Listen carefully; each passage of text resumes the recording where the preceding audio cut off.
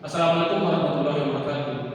Perkenalkan, nama saya Arya Putra dengan NIM 202351. Di sini saya akan melaksanakan tugas dari mata kuliah Metodologi Penelitian dengan dosen pemampu Bapak Fajrin, SPD, MSI. Di sini judul metodologi penelitian saya adalah analisis perubahan indeks vegetasi, kerapatan vegetasi menggunakan metode NDVI di Kota Solo.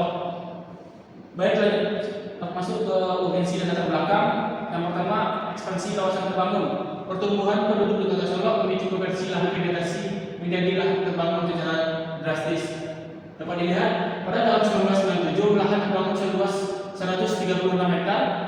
Pada tahun 2018, lahan terbangun seluas 829 hektar. Dampaknya penurunan kualitas ruang terbuka hijau dan kenaikan suhu yang mikro. Selanjutnya, rumus masalah dan tujuan. Pada masalah, bagaimana sebaran dan tingkat perubahan kerapatan vegetasi di Kota Solo pada periode 2015 dan 2025 menggunakan data spesial yang terpilih. Selanjutnya, tujuan memetakan, menganalisis dan mengidentifikasi perubahan luas area vegetasi di Kota Solo berdasarkan klasifikasi NDVI. Untuk selanjutnya, normalisasi Difference Vegetation Index atau NDVI adalah indeks standar untuk menilai kesehatan dan kerapatan vegetasi dengan memanfaatkan reflektasi spectral profile. Dengan rumusnya NDVI NIR dikurang red dibagi NIR ditambah red, yang dimana vegetasi sangat dapat mendapatkan nilai lebih dari 1, lahan terbuka atau tanah dapat nilai 0, air atau non vegetasi mendapatkan -1.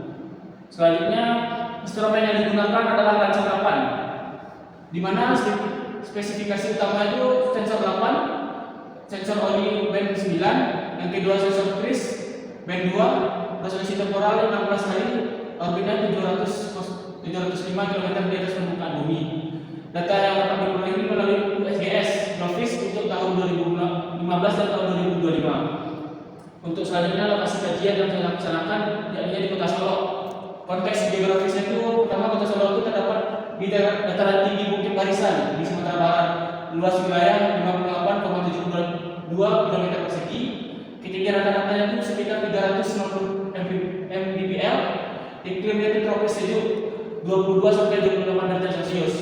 Wilayah ini menjadi area krusial karena fungsinya sebagai pusat pengembangan ekonomi regional. Untuk selanjutnya, alat dan bahan penelitian. Yang pertama, softwarenya ARDIS 10.10 untuk analisis spesial, Envy sebagai koreksi citra, Google Earth untuk variasi, dan Microsoft Office untuk pelaporan. Data dan bahan yang digunakan, pertama, citra rasa 8 2015 dan 2025, peta ST Wadas Kota Solo, peta RDI Kota Solo, dan data literatur pendukung. Untuk selanjutnya itu metodologi dan diagram lihat. Di sini terdapat 5. Pertama, persiapan koleksi. Yang pertama itu persiapan koleksi data citra, yang kedua itu processing radiometrik dan geometrik, yang selanjutnya yang ketiga NDVI, eksternalisasi NIR dan red, yang keempat klasifikasi 15 kerapatan, yang terakhir overlay dan output. Untuk selanjutnya klasifikasi indeks vegetasi, terdapat 5 identifikasi indeksnya itu. Pertama, tidak bervegetasi, yang dimana lahan terbangun dan badan air. Yang kedua, jarang, yang garis karakteristik itu segmen tipis atau lahan terbuka. Yang ketiga itu sedang, perkebunan campuran. Yang keempat, rapat, biasanya itu bukan sekunder. Yang kelima, sangat rapat, bukan premier atau vegetasi yang lebat. Untuk selanjutnya, pemanfaatan teknologi SIG, visualisasi dan data analisis spesial, di mana SIG memungkinkan integrasi berbagai data untuk menghasilkan keputusan yang akurat. Yang selanjutnya itu teknik overlay digunakan untuk membandingkan pada tahun 2015 dan 2025 menggunakan unit luas perubahan secara tepat.